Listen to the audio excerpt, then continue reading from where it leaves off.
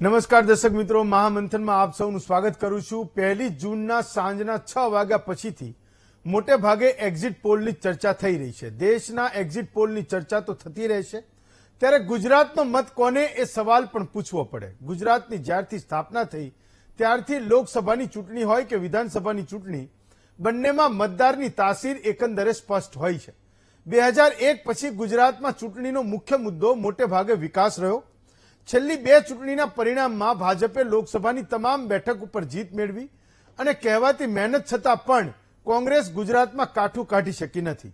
આ વખતે પણ મોટાભાગના exit poll Bhajpa clean sweep કરશે એવું અનુમાન લગાવી રહ્યા છે। કેટલીક એજન્સીઓ કોંગ્રેસને 1 કે 2 બેઠક મળે તેવું અનુમાન લગાવી રહી છે, તો બીજી તરફ તમામ એજન્સીઓનો એક અભ્યાસ સ્પષ્ટ છે કે 5 કે 7 બેઠક એવી છે જ્યાં જમીની સ્તરે ઉમેદવારો વચ્ચે ટક્કર જોવા મળી શકે છે, તો એની પણ ચર્ચા કરવી પડશે કે એવી બેઠક કઈ કઈ છે। લોકસભાની ચૂંટણીની સાથે 5 વિધાનસભાની પેટા ચૂંટણીનું પણ પરિણામ આવશે, જેમાં મોટે ભાગે કોંગ્રેસમાંથી ભાજપમાં આવેલા નેતાઓ છે અને પોતાની જીત માટે આશ્વસ્ત છે। એવી કઈ બેઠકો છે જ્યાં ભાજપ કોંગ્રેસના દાવા સાચા પડશે, જે બેઠકો ટક્કરવાળી છે એવી વાત થઈ રહી છે, ત્યાં ખરેખર કાંટે કી ટક્કર છે કે કેમ, આવા તમામ મુદ્દાઓનું વિશ્લેષણ કરીશું આજના મહામંથનમાં।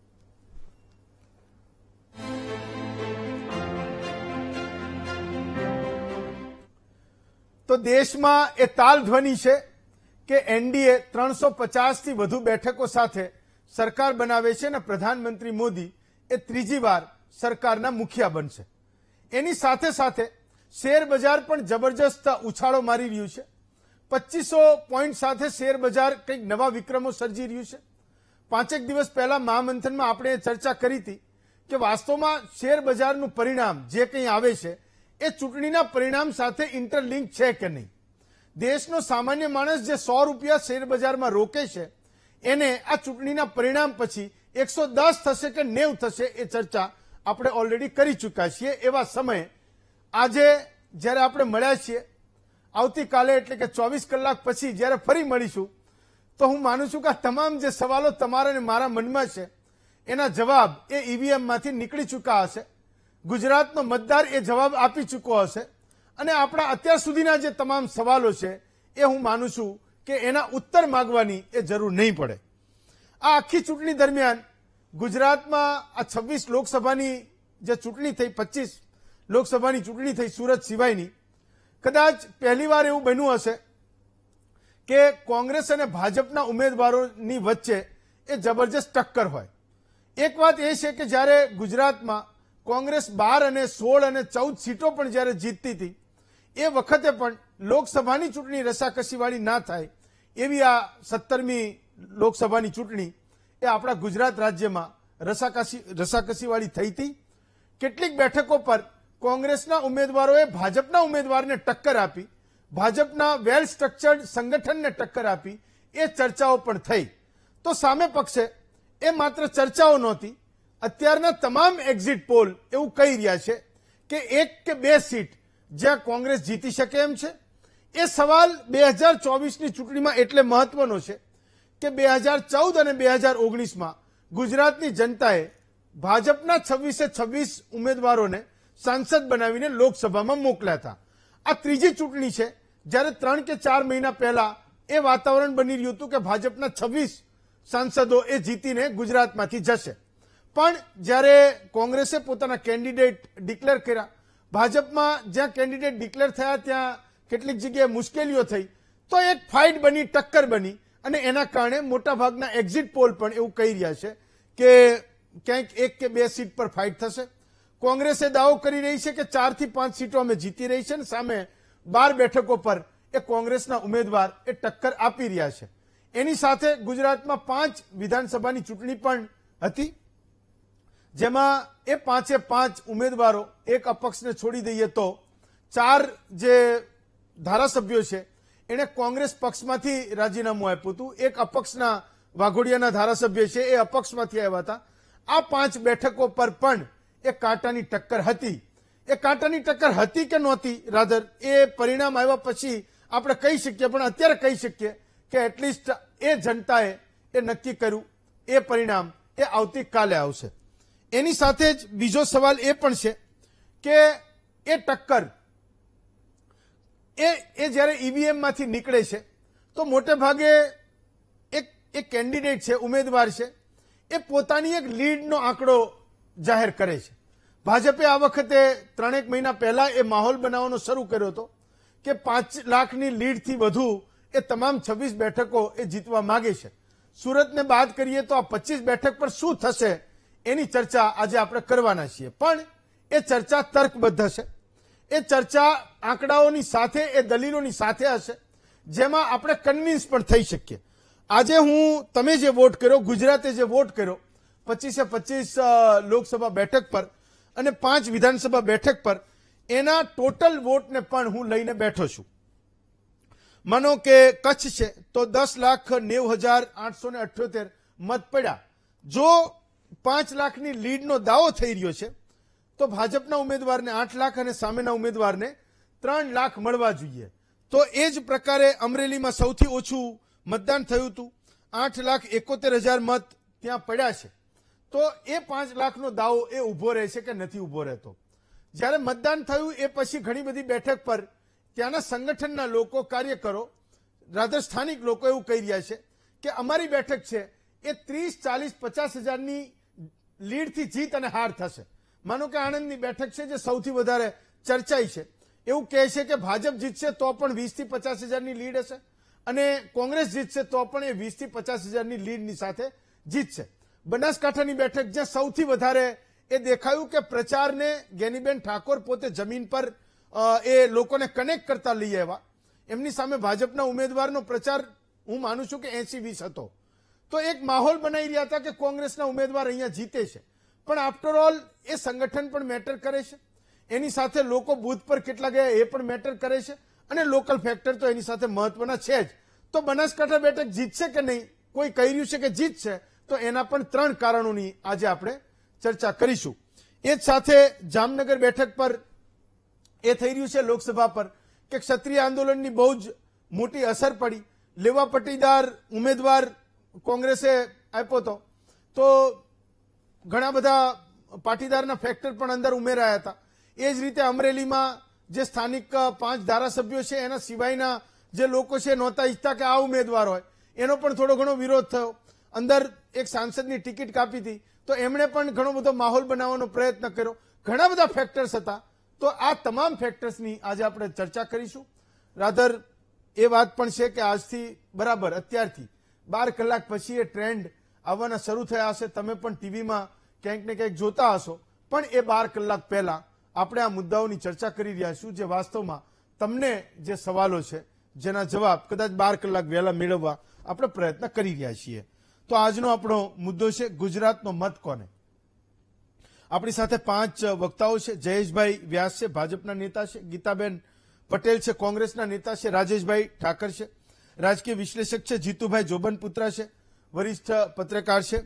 અને જગદીશ મહેતા છે, એ પણ વરિષ્ઠ પત્રકાર છે. થોડી વારમાં આપણી સાથે એ પણ જોડાશે. ઠાકર સાહેબ, સૌથી પહેલો સવાલ હું તમને બનાસકાંઠાનો પૂછું છું. ગુજરાતમાં સૌથી વધારે ચર્ચાયેલી આ બેઠક છે. એ ચર્ચા મતદાન પહેલા આપણે કરી ચૂક્યા છીએ કે કેવી રીતે કોંગ્રેસના ઉમેદવારે પ્રચારને એક લાઈવ બનાવી દીધો હતો. 10 રૂપિયાનું ચૂંટણી ફંડ આપે, કોઈ 15 આપે, 20 આપે, કોઈ 100 આપે, તો લોકોને કનેક્ટ કરવાનો પ્રયત્ન કર્યો હતો. એની સામે રેખાબેન એક પ્રોફેસર છે, એ પ્રકારની એક ઇમેજ બનાવવાનો પ્રયત્ન થયો. એ પોતે પ્રોફેસરનું કામ, શિક્ષણમાં પોતે કામ કરી પણ રહ્યા છે. બનાસકાંઠામાં એમના પરિવારનો એક મોટો બેઝ રહ્યો છે. તો એક જબરજસ્ત ફાઇટ ચાલી. બનાસકાંઠાની ચૂંટણી મેં ક્યારેય એવી નથી જોઈ કે 2 ઉમેદવારો આટલી જબરજસ્ત રીતે લડતા હોય અને અહીંયા અમદાવાદમાં સ્ટુડિયોમાં બેઠા બેઠા એના પ્રચારની તમારે નોંધ લેવી પડે. બનાસકાંઠાની બેઠક મે બી ક્યાંક કોઈ 2 કે 3 બેઠક એક્ઝિટ પોલમાં બતાવી રહ્યું છે. હું માનું છું કે કદાચ 1 બેઠક એ પણ હોઈ શકે. ભાજપ હારે તો કેમ હારે, કોંગ્રેસ જીતે તો કેમ જીતે, અથવા તો કોંગ્રેસ હારી જાય તો કેમ હારી જાય?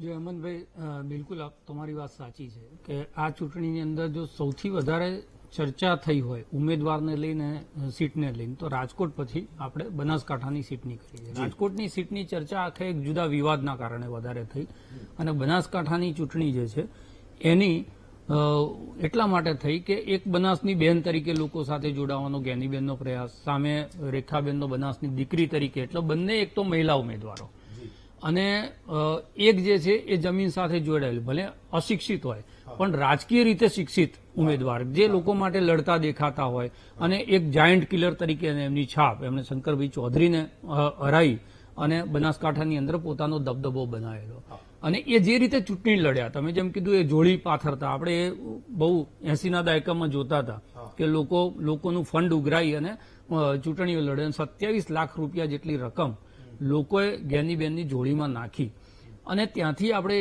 ચર્ચાની શરૂઆત થઈ કે બીજી વસ્તુ છે કે ઉત્તર ગુજરાતની અંદર જે કોંગ્રેસ અત્યારે પણ થોડા ઘણા શ્વાસ લઈ રહી છે કે જીવી રહી છે, એમાં ઉત્તર ગુજરાતમાં બનાસકાંઠા અને પાટણ આ બે જિલ્લા એવા છે કે જેની અંદર આજે પણ કોંગ્રેસ જે છે એ મજબૂત છે. તમે 6 જેટલા ધારાસભ્યો આ બે જિલ્લાની અંદરથી કોંગ્રેસની પાસે, કોઈ પણ હોય, હા, કેન્ડિડેટ કોઈ પણ, એટલે એનું સંગઠન અને એનો જનાધાર એ આ જિલ્લામાં બચ્યો છે. ઓકે, એટલે જ્ઞાનીબેન જે છે તફાવત એ છે, તમે એમ કીધું જ્ઞાનીબેન જીતે તો કેમ જીતે, તો જ્ઞાનીબેનની પોતાની એક યુએસપી છે. હા, બનાસકાંઠામાં કોંગ્રેસ લડે છે એના કરતા જ્ઞાનીબેન લડે છે આપણે વધારે કહેવું પડે, ઓકે. કારણ કે ઉમેદવાર બેઝ ચૂંટણી છે ત્યાં આગળ. હા, બીજી બાજુ તમે રેખાબેન જુઓ તો રેખાબેન આમ નવા કહેવાય રાજકારણ માટે, ત્યાં બહુ લોકો એમના પરિચય નતા, એમના જે પતિ છે હિતેશભાઈ અને ગલબાભાઈ આને બધાને ઓળખે લોકો, એમનું બહુ જૂનું રાજનીતિ ને એનો કારણે એક પ્રભાવ, પણ એ નવોદિત છે. પણ ભારતીય જનતા પાર્ટીમાં ડિફરન્સ એ છે કે ત્યાં ઉમેદવાર આપી દેવામાં આવે પછી આખી ચૂંટણી સંગઠન લડતી હોય છે, એટલે આ જે મોટો એક તફાવત છે. બીજું ત્યાંનું આખું એક ડેરીનું રાજકારણ, ત્યાંનું કોઓપરેટિવ સેક્ટર, શંકરભાઈ ચૌધરી જે એવું કહેવાય કે ભાઈ એમની જ આબરૂ બનાસકાંઠાની અંદર લડતી હતી, એટલે આ બધા જ જે વિષય છે એની સામે જ્ઞાનીબેન જીતશે તો એમના પોતાના દમખમ ઉપર જીતશે. એમણે જે રીતે ચૂંટણીને લોકોની વચ્ચે લઈ ગયા અને લોકો સાથે કનેક્ટ કર્યું કે મોટા મોટા મુદ્દાઓ નહીં, રાષ્ટ્રીય મુદ્દાઓ ત્યાં નથી ચર્ચાયા, ત્યાં નથી કોઈ ચહેરા વર્સિસ ચહેરાની રાજનીતિ થવા દીધી કે ભાઈ નરેન્દ્ર મોદી ને રાહુલ ગાંધીને આવી મોટી મોટી કોઈ વાતો નથી થઈ, માત્ર જમીનની વાતો કરી અને લોકો સાથે જોડાયા. એની સાથે એક સોશિયલ એન્જિનિયરિંગ ત્યાં આગળ કરવાનો પ્રયાસ થયો. એટલે જો જીતાશે તો એ જ્ઞાનીબેનની પોતાની યુએસપી ઉપર કોંગ્રેસ જે છે સીટ જીતવાની છે. અને જો ભારતીય જનતા પાર્ટી જીતશે, તમે જેમ કીધું એમ કે ઉમેદવાર આપ્યા પછી જે સંગઠન લડતું હોય છે, એનું જે બૂથ મેનેજમેન્ટ છે, એમનું જે એક ડેમેજ કંટ્રોલ કરવા માટેની કોશિશ છે. તમે જો થરાદની અંદર 78% જેટલું વોટિંગ થયું છે અને થરાદમાં આપણને ખબર છે કે શંકર ચૌધરી નો હોલ્ટ ત્યાં આગળ છે, એટલે થરાદ, દાંતા અને ડીસા આ 3 જગ્યાએ ભારતીય જનતા પાર્ટીએ પુષ્કળ મહેનત કરી. ઓકે. બીજું જ્ઞાનીબેન માટે એક પડકાર એ હતો કે ગઈ વખતની લગભગ 3.25 લાખની લીડ એને કાપી અને સીટને કન્વર્ટ કરવાની છે જીતવામાં. જ્યારે ભારતીય જનતા પાર્ટી માટે ટાર્ગેટ એ જ છે કે 2,60,000 હોય તો ભલે 60,000 જીતે પણ સીટ જવી ના જોઈએ. એટલે આ બંનેના ડિફરન્સ છે. એટલે એક તરફનું સંગઠન એનું ઇલેક્શન મેનેજમેન્ટ જીતે છે કે બીજી તરફ એક સામાન્ય માણસ સાથે કનેક્ટ થઈ અને કેવી રીતે ચૂંટણી લડી શકાય એનું ઉદાહરણ આપનારા જ્ઞાનીબેન જીતે છે. એટલે આ ચૂંટણી છે ને એક પ્રકારે કોંગ્રેસ માટે પણ લિટમસ ટેસ્ટ જેવી છે. ઓકે. કોંગ્રેસે આ ચૂંટણીમાં દાખલા તરીકે પરિણામ એમની પાસે આવે છે તો એમને એ સમજવું પડશે કે જ્યારે તમે જમીન સાથે જોડાયેલા લોકો માટે સતત લડતા લોકોને જ્યારે તમે આગળ કરો છો ત્યારે એ પાર્ટીનું પૂરક બળ બને છે. સંગઠન જો એની અંદર ઉમેરાય તો સોનામાં સુગંધ ભળ્યા જેવું થાય. એટલે એક બાજુ ભારતીય જનતા પાર્ટીનું સંગઠન, એમની પાસે નરેન્દ્ર મોદીનું એક નેતૃત્વ છે તો છે જ, એનાથી જે પ્રભાવિત થનારો શહેરી મતદાર છે એ તો ઓટોમેટિક ભારતીય જનતા પાર્ટી તરફ જતો જ હોય છે. અને જે ત્યાંનું કોઓપરેટિવ સેક્ટર અને ભારતીય જનતા પાર્ટીની વિચારધારા આ બધું લઈ અને ત્યાં આગળ ચૂંટણી થાય છે. એટલે ભાજપ જીતશે તો પણ એની અંદરનું જે માર્જિન છે, જે વાત થઈ રહી છે, માર્જિન બહુ જ ઓછું, એટલે કે 50,000ની આસપાસનું માર્જિન. અને કોંગ્રેસ જીતશે તો પણ એ 35 રસોઈથી જીતશે. એટલે ઉત્તર ગુજરાતની આ એક જે સીટ છે, આ જે એક્ઝિટ પોલમાં બતાવી રહી છે 2 સીટ, એમાં આપણે એવું માની શકીએ કે બનાસકાંઠા ઉપર કદાચ એમાં એ લોકોને પણ આશા હોય. જીતુભાઈ, હું તમને આણંદ વિશેનો સવાલ પૂછું છું. બનાસકાંઠા એને કીધું, મે બી ઠાકર સાહેબ તમે માનતા હશો કે પ્રોબેબલ 2 સીટ ફાઇટ વાળી બતાવ્યો તો એક આણંદ હશે અને એક બનાસકાંઠા હશે. જીતુભાઈ, આણંદમાં શું થાય? અમિત ચાવડા વર્સિસ મિતેશભાઈ. તો છેલ્લી વારનો જે પ્રચાર ચાલ્યો એવું કહે છે કે ક્ષત્રિય આંદોલનનો લાભ એ કોંગ્રેસને મળ્યો છે. સામે પક્ષે શહેરનો વોટર પણ થોડો ઘણો કોંગ્રેસ બાજુ ગયો છે. એના કારણે પણ આ એક્ઝિટ પોલમાં બતાવી રહ્યા છે ને ગુજરાતમાં એ ચર્ચા થઈ રહી છે કે 20 થી 30 હજારના માર્જિનથી આણંદની સીટની હાર ને જીત થશે. જીતુભાઈ, આણંદની સીટ બી ઘણી ચર્ચાસ્પદ રહી છે આ વખતે. એના બે કારણ છે. હા, આ વખતની ચૂંટણી આખી અલગ દેખાઈ રહી છે. અંડર કરંટ આંતરિક બી દેખાઈ રહ્યો છે આણંદની સીટની અંદર. મિતેશભાઈની પહેલી જે હતી 2019 અને 2024માં રેલીઓ કે એમના પ્રચારની અંદર એમના પોતાના જે કાર્યકર્તાઓ હતા એની સંખ્યા ઘણી ઓછી જોવા મળી રહી હતી. ક્ષત્રિય આંદોલનનો બી ઘણો એવો ફાયદો દેખાઈ રહ્યો છે આણંદની સીટની અંદર. બીજું અમિતભાઈનો એક ટ્રેક રેકોર્ડ રહ્યો છે કે અત્યાર સુધી જે ઇલેક્શન લડ્યા છે અમિતભાઈ, અત્યાર સુધી એક પણ ઇલેક્શન એ હાર્યા નથી. અને સ્ટ્રેટેજિકલી અમિતભાઈએ કઈ રીતે ચૂંટણી લડવી એમની વ્યૂહરચના બહુ સારી રીતે જાણે છે. અને એમને આ ઇલેક્શનમાં બી એ વ્યૂહરચના રાખી છે અને છેલ્લા મતદાર સુધી એમને પહોંચવાનો પૂર્ણ પ્રયત્ન કર્યો છે. અને આંદોલનનો બેનિફિટ કઈ રીતે લેવાય ને એ બેનિફિટ બી એમને બહુ સારી રીતે લીધેલો છે. એટલે આ વખતે આણંદની બેઠક કંઈક નવા જૂની 100% કરે એવું દેખાઈ રહ્યું છે. અને નસીબ હંમેશા છે ને અમિતભાઈના તરફેણમાં અત્યાર સુધી ચૂંટણીની અંદર દેખાતું આવ્યું છે. એટલે એ પણ એક એમને વિચાર છે કે ભાઈ અત્યાર સુધી અમિતભાઈ હાર્યા નથી એક પણ ઇલેક્શન. એટલે એ બી એમને થોડું લાગી રહ્યું છે કે ભાઈ નસીબ એમને સાથ આપશે. અને 2019 ની અંદર આવું કોઈ ક્ષત્રિય આંદોલન કે એવું કશું હતું નહીં. ક્ષત્રિય આંદોલનનો બેનિફિટ અંડર કરંટ એક તો ક્ષત્રિય આંદોલન, બીજું આંતરિક વિખવાદ બી ભારતીય જનતા પાર્ટીનો રહ્યો છે. ચૂંટણી દરમિયાન એક સૂત્ર આવ્યું હતું કે ભાઈ આ ઠોકી બેસાડે ને નક્કી કરે છે પાર્ટી, એ જ લોકોને બેસાડી દે છે. અને જે પાયાના કાર્યકર્તાઓ જે વર્ષો સુધી ભારતીય જનતા પાર્ટીની સાથે જોડાયેલા છે છતાં ઉપરથી જે નક્કી કરે એને જ આપી દેવાની સીટ, રિપીટ કરી દેવાના, તો અમારો નંબર ક્યારે? એટલે આ વખતની ચૂંટણીમાં સૌથી મહત્વનું જો કોઈ પાસું અંડર કરંટ કહીએ છીએ ને આપણે છે એ અંડર કરંટ ભારતીય જનતા પાર્ટીના પોતાના બીજા જે કાર્યકર્તાઓ છે, જે નેતાઓ છે, કોક ને કોક જગ્યાએ આ વખતે એટલા સક્રિય જોવા નથી મળ્યા. એટલે આણંદની બેઠકમાં પ્રચાર દરમિયાન પણ અને ચૂંટણી દરમિયાન પણ એક કોઈક ને કોઈક જગ્યાએ દેખાતું હતું. એટલે બની શકે કે ભાઈ વોટિંગ ભલે થયું છે, કોના ફેવરમાં થયું છે એ તો હવે ટૂંક જ સમયની અંદર જાણ થઈ જશે. પણ આણંદ આ વખતે વધારે ચર્ચાસ્પદ રહી છે. જેમ રાજેશભાઈ કીધું ને કે ભાઈ ગેનીબેનનું બનાસકાંઠાની અંદર બી એમને જે દમ પર ઉભું કર્યું છે, અમિતભાઈનું પણ એવું છે કે એમનું પોતાનું બી વર્ચસ્વ છે અને સારું એવું છે. અને એક વ્યક્તિત્વ તરીકે પણ બહુ જ સારા છે, કામો એમને કર્યા છે, ધારાસભ્ય છે અને સરકારમાં, ગુજરાત સરકારમાં અવારનવાર અવાજો પણ એમને ઉઠાવ્યા છે. અને કોંગ્રેસ તરફી એક મેઇન જે કહેવાય ચહેરો ગણતરીના જે 3 કે 4 છે એમાં અમિતભાઈનો ચહેરો પણ ગણાય છે. અને આ વખત એવું છે કે ગુજરાતમાં 2019ની જેમ સરળ નથી રહ્યું. માર્જિનની જે વાત કરી, જેવી રીતે કીધું કે 20 કે 25 હજાર, તો આ વખતની જેની બી જીત થશે ને એ બહુ પાતળી સરસાઈથી થશે. મારું એવું માનવું છે કદાચ 20,000ની અંદરની સરસાઈથી પણ આવે. અને કોંગ્રેસે બી ઇલેક્શન કમિશનને આ વખતે કહ્યું છે કે સૌથી પહેલા બેલેટ પેપર ગણવામાં આવે. એ બી એક મહત્વનો ભાગ ભજવે એવું લાગે છે. જો બેલેટ પેપર, જે પોસ્ટલ બેલેટથી જે ચૂંટણી જે થયા છે મતદાન, એનું જો પહેલા થઈ જાય છે ને તો ઘણા બધા ઇલેક્શનની અંદર જ્યારે બી કઈ નીકળે છે તો લાસ્ટ મોમેન્ટ પર એવું કહે છે કે ભાઈ પોસ્ટલની અંદર જે છે એમાં બી કંઈક હોય છે. એટલે આ વખતે જોઈએ પોસ્ટલ બેલેટથી નું જે મતદાન થયું છે જો પહેલું ગણાય છે. અને ત્યારબાદ અંડર કરંટ, 2 અંડર કરંટ મને દેખાય છે આની અંદર. એક આંતરિક અંડર કરંટ બી દેખાઈ રહ્યો છે. મને આણંદની લીડ કહો જીતુભાઈ. ઇલેક્શન કમિશને કહી દીધું છે કે પેલા બેલેટ ગણશે એ લોકો. તમે કહો જીતુભાઈ, આણંદની લીડ કહો. આણંદની લીડ બોલો. 15,000 થી 20,000ની વચ્ચેની લીડ દેખાય છે. કેટલી કીધી?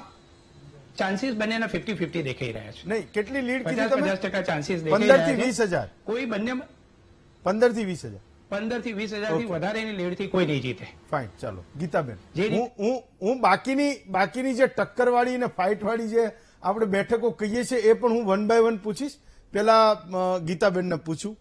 મેં એક નેતા પાસેથી એવું સાંભળ્યું હતું કે તમે લોકોએ 5 જે વિધાનસભાની બેઠકો છે એમાં તમે જબરજસ્ત મહેનત કરી છે, અથવા તો તમે કરવાના છો. જ્યારે મેં સાંભળ્યું ત્યારની હું તમને વાત કરું છું. તો કરી હતી કે નહોતી કરી? તો આ 5માં પેલા તો મને કહો શું થાય?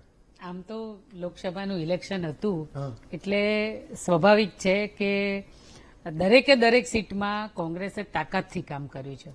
અને જેમ દર વખતે તમે આમ તમારા ટીવીના કાચ પડતા હોય કે કોંગ્રેસમાં ભંગાણ નેતાઓ ઝઘડ્યા. ના, ના, બિલકુલ અમે લોકો એટલે- નથી બધું કરતા. એટલે હા. આ વખતે હું કહું છું કે બધી કોઈ ચેનલને આ વખતે કોંગ્રેસે મોકો નથી આપ્યો. એ બાબતે હું શક્તિસિંહનો આભાર તો માનું છું. ઓફિસ તૂટતી હતી એક ત્યારે બતાવી પ્રમુખ જશે. તરીકે કારણ કે આ વખતે એ સામે પક્ષે રહ્યું હતું. હા. અમારા પક્ષમાં આ વખતે બહુ શાંતિથી અને તાકાતથી કે કોઈ સંગઠનમાં કોઈ નેતાઓમાં કોઈ ઝઘડો નહીં, કોઈ વિવાદ નહીં, બધાએ ખૂબ સારી રીતે બધાએ એક થઈ અને તાકાતથી ઇલેક્શન લડ્યા. અને તમે જે કીધું એ પ્રમાણે સ્વાભાવિક છે કે અમારા પક્ષમાં આટલા વર્ષોથી રહી જે સત્તાઓના કહેવાય કે બધા જ હોદ્દાઓ ભોગવ્યા પછી પણ જો કોંગ્રેસ પાર્ટીને છોડીને જતા હોય તો દરેક કાર્યકર્તાના મનમાં એવું તો હોય જ કે આ સામે પક્ષે લડવા જાય છે તો આપણે એને પાડી જ દેવા જોઈએ. અને એના માટે જે તાકાત લગાવવી પડે એ લગાવવી જ પડે. એ જ કામ પાર્ટીનું હોય છે અને પાર્ટીના કાર્યકર્તાનું હોય છે. અને ઇવન મારું પણ હોય. એટલે આ દરેક નેતાઓનો અને કાર્યકર્તાનો આ લક્ષ્ય હતો જ. અને અમે એ તાકાતથી જ ઇલેક્શન લડ્યા છીએ અને એ તાકાતથી જ પરિણામ કાલ આવવાના છે. તમે જેમ કીધું ને કે 12 કલાકની હવે રાહ પણ નથી જોવાતી. કારણ કે જેવી રીતે બણગા ફૂંકાતા હતા કે 5 લાખની લીડ ને 7 લાખની ને 8 લાખની, હમણાં તો મેં સાંભળ્યું એક બેન બોલતા હતા કે અમે તો 10 લાખની લીડ થી. પણ કાર્યકર્તાઓનો ઉત્સાહ હોય એ બરોબર છે, સાચી વાત છે. પણ આ વખતે જે બણગાઓ ફૂંકાતા હતા કે 5 લાખની લીડ થી અમે જીતીશું, એમાં એમને બિલકુલ છેલ્લે તો આપણે બધાએ સાંભળ્યું કે હવે લીડ બીડ છોડો, હવે જીતવાની વાત કરો. કારણ કે એવી પરિસ્થિતિમાં ભાજપ આવી ગયું હતું. અને આ વખતે તમે મને એ કહો કે આ વખતના ઉમેદવારો તમે જુઓ, ખાલી 26 માંથી એક તો એ લોકશાહીનું હનન કરીને એક સીટે સુરતની લઈ ગયા છે, પણ બાકી તમે 25ની સીટોમાં તમે ખાલી સરખામણી જ કરો, ગુજરાતની સરખામણી કરો કે બીજેપીના કેન્ડિડેટ સામેના કોંગ્રેસના કેન્ડિડેટ, તો 6 સીટ ખૂબ સારા કહેવાય કે બધી જ રીતે સક્ષમ. તમે હમણાં અમિતભાઈની વાત કરતા હતા, ઈશ્વરસિંહ ચાવડાનો પરિવાર ખૂબ સંસ્થાઓ સાથે, સેવાકીય સંસ્થાઓ સાથે, ખૂબ રાજ્યની દેશની સેવાઓ કરતી સંસ્થાઓ, એમ જ અમારા ઋત્વિજભાઈ, અમિતભાઈ, ગેનીબેન, ખૂબ તમે કેટલા જ ઉમેદવારો તમને આંગળીના વેઢે ગણાવી દો એવા ઉમેદવારો કોંગ્રેસના. લોકોને મત ન આપવા હોય ને તો સામેથી મત આપવાનું મન થાય એવા ઉમેદવારો કોંગ્રેસ પાર્ટીએ ઉમેદવારો ઉતાર્યા અને લોકોએ બળી ચડીને અંદર ભાગ લીધો. અને આ વખતે હું તમને કહું ને કે જે વખતે 4-4 લાખની, ચોક્કસ અમારા માટે અઘરું છે કારણ કે 4 લાખ 3 લાખ એટલી લીડો કાપીને અમારે જીત તરફ જવાનું હતું. અમે લોકશાહીનું હનન કરીને એવું મતદાન નાખ્યા પહેલા અમે એવી બળગા નથી ફૂંકતા કે અમે 5 લાખથી જીતીશું. પણ ચોક્કસ આ વખતે સંગઠન, લોકોના મત, જનતાના મત બધાએ સાથે મળી અને ઇન્ડિયન કહેવાય ને અલાયન્સ બધાએ સાથે મળી ખૂબ સારી કામગીરી કરી. અને આ વખતે અણધાર્યું પરિણામ જે અમે ધારી ના શકાય કે લોકોએ વિચાર્યું નહીં હોય, કહેવાય ને કે આ રાજકીય વિશ્લેષકો પણ માથું ખંજોરતા થઈ જશે એવા પરિણામો આ વખતે આવવાના છે. હું એના માટે બહુ ખુશ છું. બિલકુલ, તમને ભલે અત્યારે હસવું આવતું હોય એટલે નથી કહેતો, પણ એ તો સ્વાભાવિક છે કે તમારે એ તમારું કામ છે બોલવાનું. રાધા જયેશભાઈ પણ અત્યારે કંઈ પણ દાવો કરશે તો હું કેવી રીતે કહું કે આ ખોટો છે એમ, તમે કંઈ પણ કહો છો તો હું કેવી રીતે કહું કે આ ખોટું છે. એટલે બિલકુલ તમારી વાત સાચી છે. બિલકુલ તમને પણ એવું લાગે કે જે સીટો ઉપર 4 લાખ 5 લાખ 3 લાખ 2 લાખની લીડો હોય અને બેન આ મંચ પર જીતવાની વાતો કરે એટલે ચોક્કસ તમને પણ હાસ્ય આવે ને બધાને પણ એવું થાય. બિલકુલ હાસી નથી આવતી. અને હું એ કહું છું કે અત્યારે જયેશભાઈનું કર્તવ્ય છે કે એ 5 લાખની લીડ બોલશે, તમારું કર્તવ્ય છે કે તમે 12 થી 14 જીતો એ બોલવાનું છે. હું એટલે હસી રહ્યો છું. મારું કર્તવ્ય નથી. હું સાચી હકીકત ને રિયાલિટી છે ને એ કહેવા માંગુ છું. ચલો, રિયાલિટી તો મારી પાસે નથી અત્યારે, એટલે 12 કલાક એટલે પછી આવું 14 થશે કલાક એમ પછી કહું છું હું તમને. અને આમ તો તમે એવું કહો છો કે તમે તમારામાંથી ગયેલા 5 ને હરાવવા મતતા હતા, 2 કે 3 ચૂંટણી પાછા જાઓ તો આ લોકસભા લડતા હતા એ બધા તમારા જ હતા. બિલકુલ સાચી વાત. આ તો તમે ભૂલી જાવ છો. બિલકુલ સાચી બાકી વાત. એમના માટે સામે મહેનત કરવા જેવી હતી. ફાઇન જયેશભાઈ, તો મુદ્દો એ છે કે હું એ જોતો તો લોકસભાની ચૂંટણીના એ તમામ ડેટા, રાધર હું પણ નહીં કહી શકું કે 5 લાખની લીડ ક્યાં આવશે ને ક્યાં નહીં આવે, એ કોઈ નહીં કહી શકે. કાલે ઈવીએમ માંથી નીકળશે ત્યારે ખબર પડશે. પણ મોટા ભાગે એ 11-12 લાખના વોટ એ પડ્યા છે. જો 5 લાખની લીડનો દાવો ઉભો રહે છે તો ભાજપનો કેન્ડિડેટ 8 થી 9 લાખ મત લાવે અને કોંગ્રેસનો ઉમેદવાર એ માત્ર 2 થી 3 લાખ મત લાવે તો તમારો 5 લાખનો દાવો ઉભો રહે. આ 11 લાખમાં મે બી તમે કહી શકો કે 5 લાખની લીડ ક્યાં આવશે? જયેશભાઈ, એક તો આજની ચર્ચા આમ સરસ, એમાં હેમંતભાઈ તમારે ત્યાં ચર્ચા કરવાની હોય એટલે સ્વસ્થતાથી થાય એટલે આનંદ આવે. પણ એક આ કોંગ્રેસના બેન આપણા એ જે વાત કરે છે મને એટલે અત્યારે તો આપણે સરળતાથી વાત કરી છે, કાલે પરિણામ આવવાનું છે, હવે કઈ બીજું કઈ થવાનું નથી. પણ એને સરસ વાત કરી કે આ ફેરે કોંગ્રેસમાં અમે બાજતા નહોતા, અંદર આમ હતું ને તેમ હતું ને, પણ અમે બાજતા તો હતા જ. એમ શું કોણ તો કે કોંગ્રેસમાંથી જે વયા ગયા એને હરાવવા માટે મતતા હતા. એટલે એનો મતલબ એ હતો કે એ લોકો જો કોંગ્રેસમાં હોત તો અંદર બાજત ભેગા થઈને, એટલે એને અનુકૂળ તો નહોતા જ. ટૂંકમાં જે લોકો કોંગ્રેસમાંથી નીકળ્યા એ નેતૃત્વનો અસ્વીકાર કોંગ્રેસ સતત કરતી રહી. એક ટેલેન્ટ કહેવાય કે જે કામ કરી શકતા હોય, જે ક્ષમતાવાન નેતૃત્વ કહેવાય, એની સતત અવગણના, વધુ અને વધુ નબળા લોકો શોધવાની મનોવૃત્તિ. અને એમાં બેન એમનો વાંક નથી, કારણ કે સર્વોચ્ચ નેતૃત્વ જેનું જે સવિશેષ હોય તો એનાથી નીચે એ પ્રકારનું જ એમણે સીધે નીચે શોધવાનું હોય. એટલે આની અંદર બીજો વિષય જ નથી. હું એટલે અમે કહેવા માંગી છે અત્યારે પૂર્વ સંધ્યાએ લોકશાહીનું પાવન પર્વ આવતીકાલેનું પરિણામ આવવાનું છે, ત્યારે આ રાષ્ટ્રની ચેતનાએ નાત, જાત, પ્રાંત આ બધાથી ઉપર ઉઠીને આ રાષ્ટ્ર એક બને, આ રાષ્ટ્રનો વિકાસ એક દિશામાં થાય એવું નેતૃત્વ જે એક 2004 થી 2014 વચ્ચેના શૂન્યાવકાશ અને એક પ્રકારની અરાજકતા તરફ જતી પરિસ્થિતિમાંથી બહાર આવી અને પરિવર્તનનું પરોઢ જે 2014માં આવ્યું, અને એ પછી 10 વર્ષ સુધી સતત એમણે પોતાના કાર્યને સાબિત કર્યું, એવા નેતૃત્વ માનનીય નરેન્દ્રભાઈના નેતૃત્વની અંદર કે જેનો સાર્વત્રિક સ્વીકાર છે સમગ્ર ભારતમાં. અને એને જનતા જનાર્દન મત આપી રહી છે, અને જનતા જનાર્દન એ લોકોને મત આપે છે. કોંગ્રેસ એક જુદો વિષય છે કે હારને પચાવી શકતી નથી. હારને પચાવી શકવાના ન કરવાના કારણે અનેક પ્રકારની અનેક એની મનોવૈજ્ઞાનિક વિકૃતિઓ અલગ અલગ રીતે બહાર આવે છે, અને એના કારણે જ માત્ર ને માત્ર આ વિષય થાય છે. ચૂંટણી પૂરી થઈ ગઈ છે એટલે મારે જૂના મુદ્દાઓ અત્યારે યાદ નથી કરાવવા, પરંતુ પરફોર્મન્સ બેઝ અત્યારે એ લોકો આજે પણ પ્રચારના મોડમાં છે, અમે પરફોર્મન્સના મોડમાં આવી ગયા છે. અમારે કાર્ય કરવાનું છે અને કામના આધારે રાજનીતિની અંદર આગળ આવવાનું છે. એક આ પ્રચારની જે આખી વાત કરી ગુજરાતની અંદર, આમ આદમી પાર્ટીને પણ એ લોકો સાથે મળીને લડ્યા, પંજાબમાં કંઈ જુદી રીતે લડ્યા. ભાઈ જેલમાં જતા પહેલા 24 કલાક પહેલા કેજરીવાલ પણ એવું બોલ્યા કે અમે ને કોંગ્રેસે કંઈ લગ્ન નથી કર્યા, એટલે એને કહી દીધું કે ચલો એક બાર ફિરસે અજનબી બન જાય હમ દોનો. વળી 4-4.5 વર્ષ થશે, વળી નજીક આવશે, વળી પાછી એક એમને કડી આવશે યાદ, અને એ પણ બોલશે કે तुम्हें ये उम्मीद हम बुलाए, हमें ये उम्मीद वो बुलाए, तुम्हें ये जिद थी कि हम पुकारे. એમ કરીને વળી પાછા એકબીજાના ભેગા થઈ 2025 ગમે ત્યારે બધું પાછું ભેગું થશે. આ પ્રકારે કામ કરતું નેતૃત્વ. અને બીજી તરફ રાષ્ટ્રમાં આંતરરાષ્ટ્રીય સ્તરે દેશના નાના મુદ્દાઓને સંબોધિત કરતા એક આર્ષદ્રષ્ટા સાથેના વડાપ્રધાન, અને એની નીચે કાર્ય કરતી સંપૂર્ણ મશીનરી. હા, કોંગ્રેસને દેખાતું હોય કે ન દેખાતું હોય, જોવું હોય કે ન જોવું હોય, બંને બની શકે છે, પરંતુ એની સામે જનતા જનાર્દન આ જુએ છે.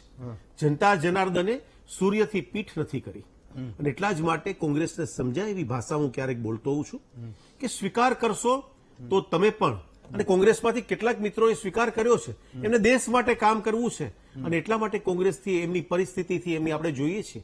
અને હું ઘણીવાર કહેતો હોઉં છું કે સલ્તનતના સુલતાના એમના શહેજાદાને તખ્ત નશીન કરવા માટે જે નિષ્ફળ પ્રયત્નો કર્યા, એના કારણે સુદૃઢ અને શક્તિશાળી નેતૃત્વ એ કોંગ્રેસથી વિમુખ થયું છે. તમે ક્યાં સુધી સૂરજ તરફ પીઠ કરીને બેસશો? સૂરજ મેં લગે ધબ્બા, ફિતરત કે કરિશ્મે હૈ, બુત હમકો કહે કાફિર, અલ્લાહ કી મરજી હૈ. આ પરિસ્થિતિ કોંગ્રેસ એ સ્વીકારતી નથી, અને દર વખતે લોકતંત્રના નામે બેન તો બહુ માઇલ્ડ છે, અને આપણે જોઈએ છે વર્ષોથી બેન સરસ કામ ગીતાબેન કરતા હોય છે, પરંતુ એમને તો પણ રેવાયું નહીં. વિશ્લેષકો કે માથું ખંજવાળશે. તમે જો જરૂર પડે તો મીડિયા સામે, જરૂર પડે તો વિશ્લેષકો સામે, હારી જાય તો ન્યાયતંત્ર સામે, અને જીતી જાય તો બધું બરાબર. કર્ણાટકમાં જીતે તો ઈવીએમ ઓકે, હારી જાય તો ઈવીએમ ખોટું, ન્યાયતંત્ર ખોટું. ત્યારે અને અમે જો પાછું 1975ની સત્તા લાલસા યાદ કરાવીએ, જયપ્રકાશ જેવા નારાયણજી જેવા નેતાઓને જેલના સળિયા પાછળ ધકેલનારની વાત કરીએ, એ લોકો અત્યારે લોકતંત્રની વાતો કરે છે. આ વધતો વ્યાઘાત છે, અને એમ માને છે કે આ જનતાને ખબર નથી, પરંતુ જનતા બરાબર જુએ છે. જનતાને નાની નાની વાતમાં કીડીના પગમાં ઝાંઝર વાગે અને કોઈ સાંભળે એવી રીતે જનતા જનાર્દન આ વાઇબ્રેશન્સને આ નાના નાના સ્પંદનોને જુએ છે, પારખે છે, નાણે છે અને જુએ છે.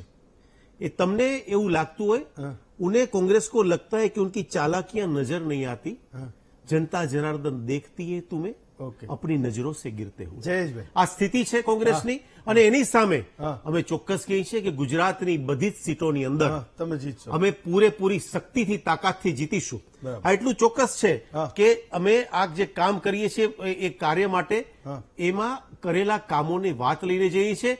જે સ્થિતિ હતી એ પણ જનતાને ખબર છે, જે કહ્યું તો એ કર્યું છે એ પણ જનતાને ખબર છે, અને જે કરવાના છીએ એ જે 10 વર્ષના ગાળામાં કામ કર્યું ને એને કારણે શ્રદ્ધા અને વિશ્વાસ જે ઉત્પન્ન થયા છે એના આધારે ભવિષ્યના નિર્માણ માટે માનનીય નરેન્દ્રભાઈને જનતા મત આપે છે. જયેશભાઈ, એક નાનકડો એવો સવાલ છે, તમે 1 મિનિટમાં ઉત્તર આપજો. તમે એવું કીધું કે કેટલાક સમજ્યા છે એ તમારામાં અવતાર્યા છે, આ કોંગ્રેસ વાળા સમજે તો સારું. આ બધા સમજી જાય તો વિલીનીકરણ કરવું છે. આ બધા સમજી ગયા કે આવી ગયા ભાજપમાં 5 સમજ્યા, એમાં ગીતાબેન સમજી ગયા, જેટલા હું અહીંયા બોલાવું એ સમજી ગયા, અત્યારે એના જે પ્રદેશ અધ્યક્ષ છે એ સમજી ગયા. ચલો તો વિલીનીકરણ કરવું છે કે આમાં કોઈ મગજમારી જ ના જોઈએ. એટલે એક વસ્તુ છે એટલે કોંગ્રેસની કોંગ્રેસની જે હાયરાર્કી છે અને કોંગ્રેસના જે મિત્રો કામ કરે છે, તમે બહુ જ અંગત રીતે, આ તો બિલકુલ આપણા ઘરના જ લોકો બેઠા છે એટલે કહી શકે કે વ્યક્તિગત જયારે મળીએ ત્યારે એમને ખરેખર આ સનાતન પરંપરા ક્યાંક ને ક્યાંક એની ઝલક દેખાય છે. પરંતુ જે નેતૃત્વ છે એમનું રાષ્ટ્રીય નેતૃત્વ એ સનાતન ધારાથી સંપૂર્ણ વિમુખ, રાષ્ટ્રના પ્રશ્નોથી વિમુખ, રાષ્ટ્રની અસ્મિતાના મૂળભૂત આપણા તત્વોથી સત્વોથી વિમુખ, અને એના કારણે મન, વચન અને કર્મ એમાં જે અનેકતા આવે છે કોંગ્રેસના કાર્યકર્તાની, એ લોકો લાંબુ જીરવી નથી શકતા. જે લોકો જીરવી શકે છે અને જેને વાંધો નથી, જેને એમ લાગે છે કે આ બધું બરાબર છે, એ લોકો એમાં કામ કરી રહ્યા છે. અને બીજું હેમંતભાઈ શું હોય કે એક હાયરાર્કી હોય ને, આખા વિશ્વના બધા જ માણસો પર એક જ સરખી રીતે વિચારી શકે કે એક સરખી સમજણ એવું તો ન હોય, એટલે એનો કોઈ વાંધો જ નથી. અમે એવું કહેતા પણ નથી કે બધા એવી રીતે આવી જાય, પરંતુ હું તો જે લોકોને ત્યાં પરેશાની થતી હતી, જે લોકો સાચા અર્થમાં રાષ્ટ્ર સાથે સંકળાયેલા હતા, જેને કાર્યો કરવા હતા, એવા લોકો પોતે આવ્યા છે ને કે કામ કરે છે. વિષય ત્યારે કોંગ્રેસ ભાજપના વિષય નથી. ગીતાબેન, એક મિનિટમાં આનો જવાબ આપો. ગીતાબેન કે અંદર ખાને એમ કે, એટલે એને કીધું એટલે મેં એમાંથી એ સવાલ કર્યો. એને જવાબ આપ્યો કે અંદર ખાને તમે એવું કહો છો કે સનાતન સંસ્કૃતિને માને છે, પણ એ નેતૃત્વ કહે છે કે તમારે આ દિશામાં જવાનું છે એટલે જાય. હા ગીતાબેન, 1 મિનિટમાં. એટલી સરસ જયેશભાઈ, મારા ભાઈ શાયરીઓ બોલતા હતા અને એ ભૂલી ગયા કે પેલું 17માં અને અમે 19માં જે બધા લઈ ગયા હતા એ બધા તો ગુમ થઈ ગયા ત્યાં. તમારા નરેશ રાવલને લઈ ગયા, રાજુભાઈને લઈ ગયા, કુંવરજીને લઈ ગયા. એટલે નહીં, ઔપચારિક જેટલા લીડરોને લઈ ગયા છે ત્યાં તો ખૂબ સારા માનીને લઈ ગયા હતા. એટલે એ બધા નેતાઓ અત્યારે ક્યાં છે? જો ખૂબ સારા હોય તો એ નેતૃત્વ ક્યાં છે? એ તો બધા ગુમ છે અત્યારે. તમારી વાત પૂરી કરો. પૂરી થઈ ગઈ? હું મારી વાત પૂરી કરું. પૂરી કરી લો. એટલે એ બધા જ લીડરો અત્યારે ક્યાં છે? ખૂબ સારી તમે સરસ મજાની શાયરીઓ, સુફિયાણી, સરસ સરસ વાતો કરી. કીડીના પગને ઝાંઝર બાંધવાની વાત કરી, અવાજ સંભળાય એવો વિકાસ. તમે વિકાસને ગુજરાતની અંદર જો ગણવા બેસીશ ને તો આપણી આખી ડિબેટ પૂરી થઈ જાય. એટલી બધા ના પણ ગણી આજે આ સીટો ઉપર રહીશું. એટલે હું એ જ કહું છું, મારી 1 મિનિટ તો પૂરી કાલે ગીતાબેન આવે તો પછી કાલે જો ગીતાબેન આવે મારી વાત તો પૂરી આપણે કરજો. જે પ્રમાણે કહી રહ્યા છે એ પ્રમાણે વાત કરું છું કે જેટલા બી લોકો એ લઈ જાય છે એ ખૂબ સારા છે. વોશિંગ મશીન છે, લઈ જાય છે, ધોવે છે, ક્લીન થઈ જાય છે, બહુ સારા થઈ જાય છે. એટલે પૂરું થઈ ગયું અને ઉપયોગ કરીને છોડી દેવાના. અત્યારે કેરીની સિઝન ચાલે છે એટલે રસ ચૂસીને ફેંકી દેવાની વાત છે. એટલે ગીતાબેન એક જ સેકન્ડમાં જવાબ આપી દો. 10 સેકન્ડ એની. જાહેર જીવન એ જનતા જનાર્દનના કામ કરવા માટેનું છે. મારા જેવા અને ભાજપના 18 કરોડો કાર્યકર્તા આજે છે કે જેને સત્તાની કોઈ પ્રકારની લાલસા નથી. કોંગ્રેસમાંથી પણ આવેલા મિત્રો માત્ર ને માત્ર સત્તા માટે, એટલે તમારી માનસિકતા પણ કોંગ્રેસમાંથી આવે છે તો બધા સત્તા લાલસુ જ છે. તો એવા લોકોને તમને શું કામ માનસિકતા, લો છો? તમારી માનસિકતા બતાવો. આ માનસિકતા છે. પેલો સવાલ થોડો કેવળ ને કેવળ માનસિકતા છે અને આ તમારી કોંગ્રેસની ટિપિકલ માનસિકતા છે નહીં, કે સત્તા કોંગ્રેસની લક્ષી જ માનસિકતા વાત જ એવી. નથી, જયેશ. જ્યારે ઘણા કામો જનતાની વચ્ચે જાય ત્યારે જનતા નક્કી કરશે. ચલો, બિલકુલ છોડ સાચી દઈએ. વાત છે. જગદીશભાઈ, મહામંથનમાં તમારું સ્વાગત કરું છું. તમે જોડાયા છો. 3 એટલે બનાસકાંઠા અને આણંદ વિશે ચર્ચા કરી. 3 બેઠક સૌરાષ્ટ્રની જે સૌથી વધારે ચર્ચાઈ, જામનગર, અમરેલી અને સુરેન્દ્રનગર. 3માંથી સૌથી વધારે ફાઇટ વાળી કઈ અને ફાઇટ વાળી છે તો એનું કારણ શું? જગદીશભાઈ. સૌથી વધુ ફાઇટ વાળી બેઠક અગર કોઈ હોય હેમંતભાઈ તો એ જામનગર છે. સુરેન્દ્રનગર પણ નહીં, અમરેલી પણ નહીં. 3 બેઠક સૌથી વધુ એ જે છે ને રેડ એલર્ટ ઉપર છે, અથવા તો જેને કહી શકાય કે એ વેન્ટિલેટર ઉપર છે. એ 3 બેઠક જે છે અમરેલીની નહીં, અમરેલીમાં કઈ રહ્યું નથી, કારણ કે જેટલા ત્યાં કોંગ્રેસના સારામાં સારા કાર્યકર્તા હતા એને તો ધાનાણીભાઈ, પરેશભાઈ ધાનાણી અહીં રાજકોટ લઈ આવ્યા હતા. ત્યાં તો રેઢું પડ હતું, એટલે ત્યાં ભરતભાઈ સુતરિયા ભારતીય જનતા પાર્ટીના સંગઠનને કારણે જીતી જશે. સુરેન્દ્રનગરની બેઠક હતી એ જે તમે કહો છો ડેન્જર ઝોનમાં જ હતી, પણ સૌથી વધુ જો કોઈ ડેન્જર ઝોનમાં બેઠક રહી હોય સૌરાષ્ટ્ર કચ્છની તો એ છે જામનગરની બેઠક. અને એના પાછા બધા વાજિબ કારણ છે. સતવારા સમાજ જે છે એ અગેન્સ્ટમાં એટલે કે વિરોધમાં હતો. પછી મુસ્લિમ એટલે કે માઇનોરિટી છે એ તો ભારતીય જનતા પાર્ટીને મત આપે નહીં. આહિર સમાજના 30% લોકોએ કીધું કે પૂનમબેન માડમ જે છે એનો સ્વભાવ જે છે અતડો એટલે કે વિનમ્ર નથી, એટલે એ પણ ત્યાંથી વિરુદ્ધમાં ગયા. ત્યાર પછી ક્ષત્રિય સમાજનું આંદોલન આપણે જગ જાહેર છે, એ તો કોઈ કાળે ભારતીય જનતા પાર્ટીને મત આપે જ નહીં. અને આ બધા જ ઉપરાંત સૌથી મોટો હોય કોફિનમાં છેલ્લો ખિલ્લો જેને કહી શકાય એવો કોંગ્રેસે માર્યો કે એને પાટીદાર નેતા જેપી મારવિયાને ટિકિટ આપી. હવે આ બધા જ સમીકરણો તમે જુઓ તો તમામે તમામ સમીકરણો જાય છે વિરુદ્ધમાં પૂનમબેન માડમની. પરંતુ છેલ્લે જે રસપ્રદ થોડીક ઘટમાળ બની, આપણે કહીએ ને કયામત કી રાત, એ કયામતની રાતમાં શું થયું, જેટલા જ મુસ્લિમ લોકોના મતદારો હતા, જે માઇનોરિટીના મતદારો ત્યાં 2 લાખ જેટલા છે, પરંતુ કહેવાય છે કે ત્યાંના જે રિફાઇનરીઝ છે એના વડાએ અથવા તો એના સૂત્રોએ એ બહુ મોટું મિકેનિઝમ કર્યું રાતના, અને એને મતદાનથી અળગા રાખ્યા. કારણ કે પેલા લોકોએ એમ કીધું કે તમે અમને ગમે તે રીતે રાજી કરો, પણ અમે કમળ ઉપર તો બટન દબાવવા સુધી તો રાજી થઈશું નહીં. અંદર જાશું તો તમારા ગાંઠિયા બુંદી ખાઈને પણ અમે આપશું મત તો ફલાણાભાઈ એટલે કે કોંગ્રેસને જ. એટલે લોકો એમ કીધું કે કામ કરો, તમે બાકી રાજી રહ્યો પણ તમે મત આપવા જ આવતા નહીં. એટલે કોંગ્રેસને એ 2 લાખ મતની વાતો જે છે એનો ફટકો પડશે.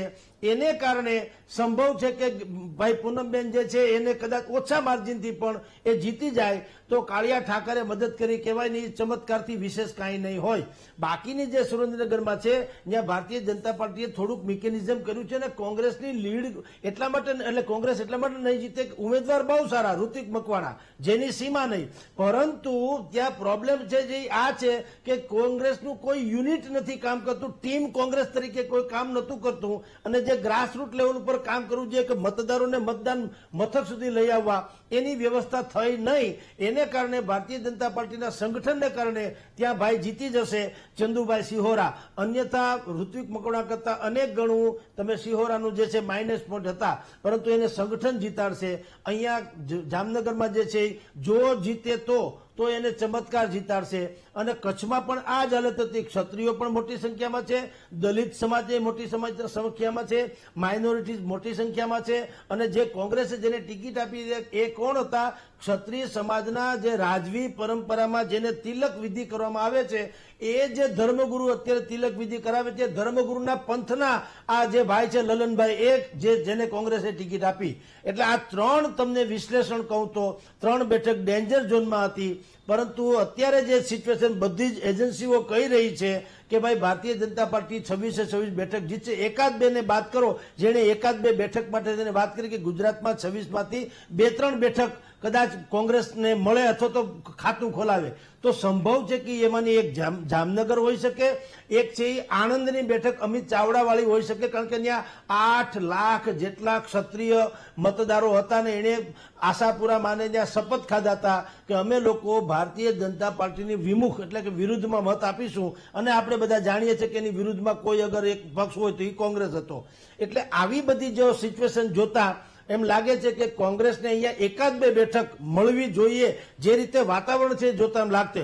પણ જો કાલે કદાચ ઉલટું થાય અને 26 બેઠક જીતી જાય તો આપણે માનીએ કે કાળિયા ઠાકરને કોઈ પહોંચે નહીં. એટલે દરેકની માન્યતા અલગ અલગ પ્રકારની હોય છે. કોંગ્રેસના પછી રીઝન અલગ હશે, આપણે કહીએ છીએ એ રીઝન હશે, પણ સંપૂર્ણપણે તમે તલસ્પર્શી અભ્યાસ કરો તો લાગે છે કે કોંગ્રેસને મળવાની હાલત હતી, પણ એમાં કેટલીક એની પોતીકી કચાશ ખૂટી, કારણ કે ટીમ કોંગ્રેસ તરીકે એ ક્યાંય લડ્યું નથી. બધે પ્રકારે પારકી આ સદા નિરાશની જેમ પારકા ખળે પોંક અને માવજીભાઈ કાંધાળા મારા હમ છે. પણ તમારે પોતે મહેનત કરવી જોઈએ. એ મહેનત એને ન કરી. સંસ્કૃતમાં એક સુભાષિત છે, એને એ સુભાષિત છે કે ઉદ્યમેન હિ સિદ્ધ્યંતિ કાર્યાણી ન મનોરથે હિ અને નહીં સુપ્તસ્ય સિંહસ્ય પ્રવિશ્યંતિ મુખે મૃગાહા. તમારે પરાકાષ્ઠા સર્જી દેવી પડે પ્રારબ્ધ, તો જ તમારો જાગ્રત થાય. તમે પુરુષાર્થની પરાકાષ્ઠા સર્જી દો તો સિંહના મોઢામાં હરણા કૂદીને કોઈ દી આવતા નથી. એટલે તમારે જો અહીંયા મત લેવા હોત, અહીંયા પાટીદાર રાજકોટમાં પાટીદારના મત લેવા હોત કે કચ્છમાં ક્ષત્રિયના કે જામનગરમાં લેવાના હોત, તો તમારે ખાલી હું જવતલીઓ છું ને એવી રીતે ન આવે. તમારે બુથ લેવલની કાર્યકર બધાને ટીમ ગોઠવી અને વ્યવસ્થા કરવી ઘટે. એ ન થયો એટલે અત્યારે એનો મેળ પડતો નથી. હેમંતભાઈ, એટલે મારું એવું કહેવું હતું કે આ તમે જે જામનગર અને સુરેન્દ્રનગર અને રાધર તમે કચ્છની વાત કરી, તો આ 20 લાખ મતદારોના રિપ્રેઝેન્ટેટિવ થઈને લોકસભામાં પહોંચવાના છે. તો એ બધા એટલા સક્ષમ નહોતા કોઈ કે આ 1 2 લાખ લોકોને એની બાજુ વાળી લે? साहब तो जो हमें मालूम है जन्नत की हकीकत, लेकिन दिल को बहलाने के लिए एक ख्याल अच्छा है. આવું બધું છે ની વાત તો એ જ છે ને કે તમારી પાસે આટલી મોટી તક સામેથી આવીને આવી છે. કોંગ્રેસ સજીવન શું કામ થઈ? પરસોત્તમભાઈની જીભના કારણે. હવે એની જીભ એવી લપસી કે આખું ભારતીય જનતા પાર્ટી વગર ધોયે ખોખરું થઈ ગયું. હવે એનો બેનિફિટ લેવો જોઈએ. કોઈ હળવો દડો નાખે ને તમે સિક્સર ન ફટકારો તો એમાં બોલરનો વાંક નથી, બેટ્સમેનનો વાંક કહેવાય. એમ ભારતીય જનતા પાર્ટી તરફથી આ એક એવું મિસ ઓલું થઈ ગયેલું કે એની જીભને કારણે આખું ભાજપ જે છે એ હાસ્યામાં ધકેલાઈ ગયું હતું. અને એનો ભયંકર બેનિફિટ લેવો જોઈતો તો કોંગ્રેસે.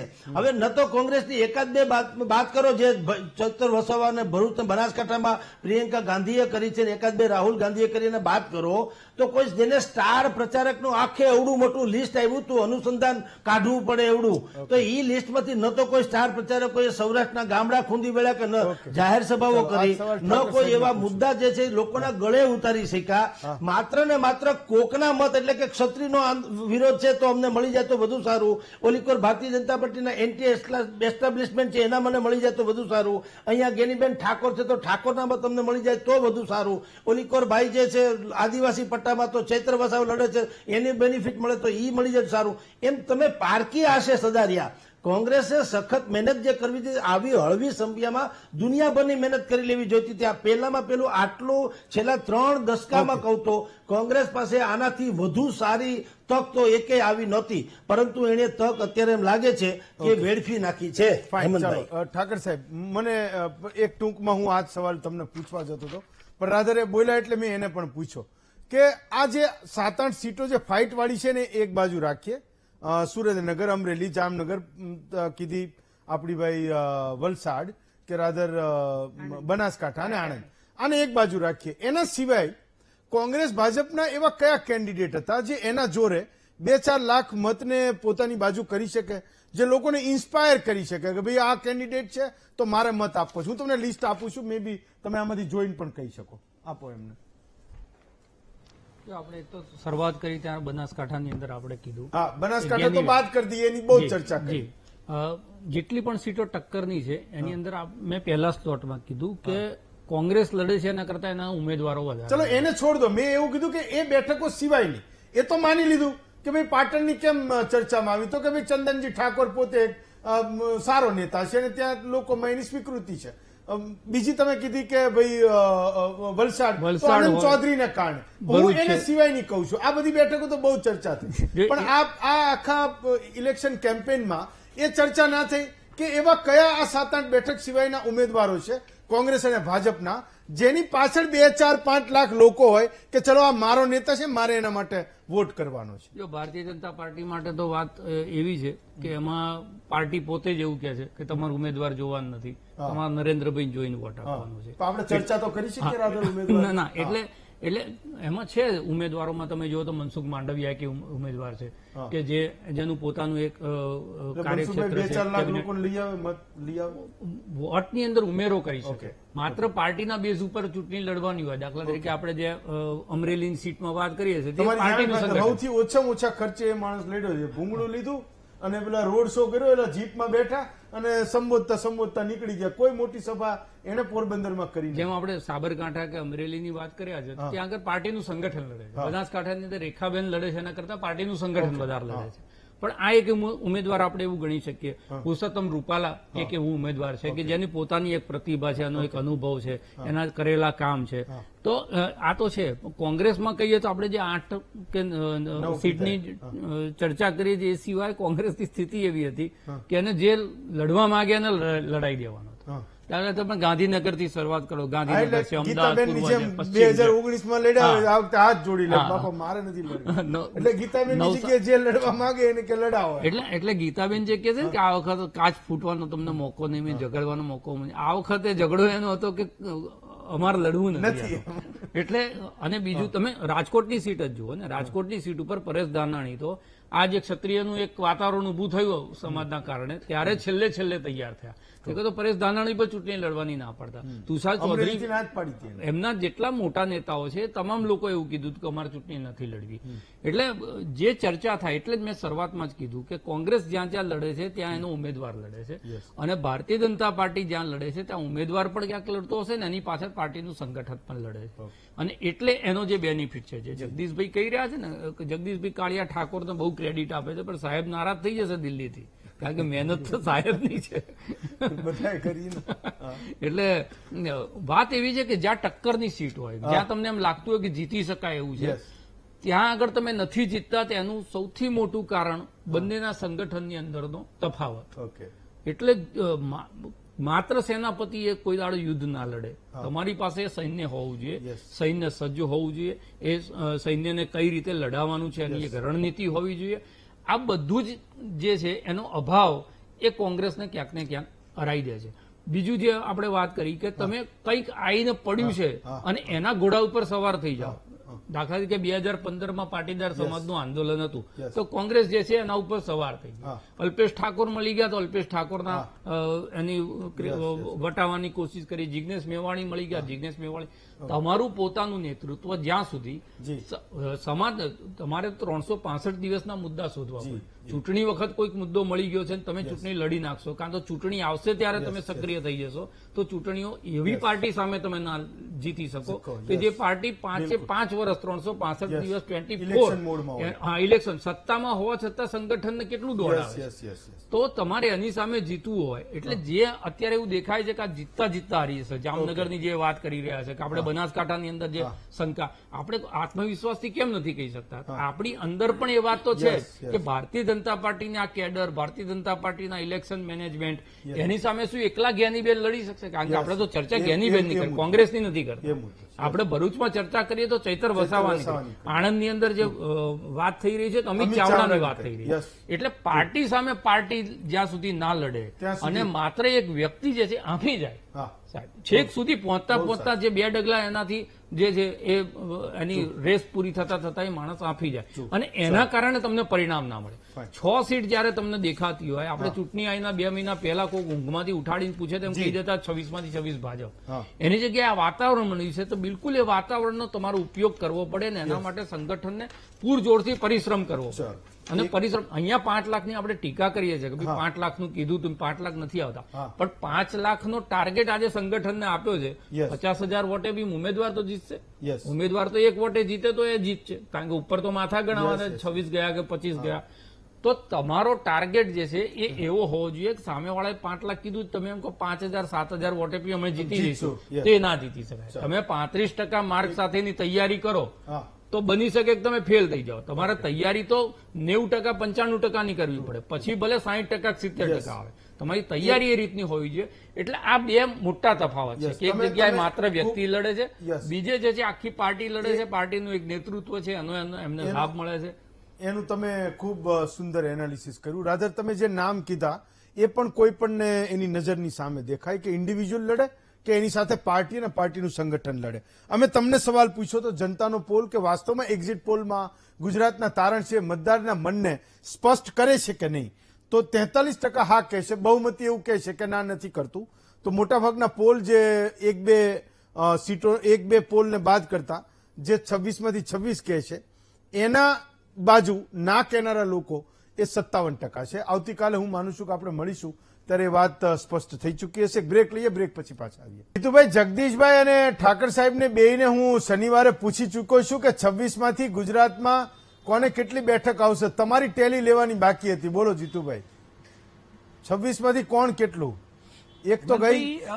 હા, હેમંતભાઈ એક તો ગઈ 25 ની અંદર જે બાકી છે હા. એની અંદર 2 થી 3 સીટ એવી દેખાઈ રહી છે ઓકે કે જે કોંગ્રેસના ફાળામાં કદાચ આવી શકે એવી શક્યતા ઓકે. છે. એટલે તમે બનાસકાંઠાની તો આપણે વાત થઈ ગઈ હા, કે એટલે તમે 23 બનાસકાંઠા ગેનીબેનની તો વાત થઈ ગઈ. હા, 23-3. 23-3 ઓકે, ચલો નામ બોલી જાઓ. અને આ વચ્ચે હેમંત નામ બોલી આ જાઓ. વચ્ચે હેમંતભાઈ છે ને છોટાઉદેપુર બેઠકની ચર્ચા જો એક બનાસકાંઠાની દેખાઈ રહી છે, હા. આણંદની દેખાઈ રહી, ઓકે. આણંદની દેખાઈ રહી છે ઓકે, બનાસકાંઠા આણંદ. અને જગદીશભાઈ ભલે જામનગરનું કહ્યું હા. પણ મને આપણે ભરૂચની બેઠક પણ દેખાઈ રહી છે કે ચૈતર વસાવાની જે બેઠક ઓકે છે, ઓકે, બરાબર છે, ફાઇન. એ બેઠક કદાચ નીકળે એવી દેખાઈ રહી છે ચાલો. કે ત્યાં ચૈતર વસાવાએ બહુ જ ગ્રાઉન્ડ લેવલનો પ્રચાર કર્યો છે. ઓકે, ચલો અને જોઈએ. કાલ મનસુખભાઈએ એમને સતત એવું બોલતા જીતુભાઈ, કદાચ કાલે આપણે જ્યારે મળીશું તમે હશો તો એ દેશના સ્પષ્ટ મત સાથે આપણે લોકો મળીશું. જે અત્યારે આપણે જે બેઠકોની ચર્ચા કરીએ છીએ, આજ જે કંઈ વાત કરી, પણ દેશનો મત, ગુજરાતનો મત મારીને તમારી સામે હશે. આવતીકાલે 8 વાગે મહામંથનમાં ફરી મળીશું. પાંચેય વક્તાઓનો ખૂબ ખૂબ આભાર માનું છું. રજા આપશો.